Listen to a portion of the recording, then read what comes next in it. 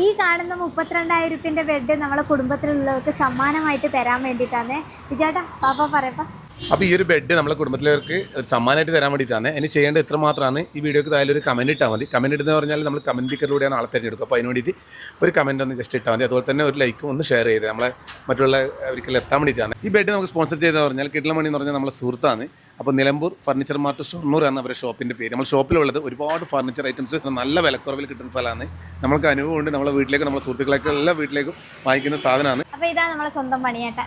മണിയേട്ട നമുക്ക് ഷോപ്പെല്ലാം കാണാമല്ലോ. ഓക്കെ.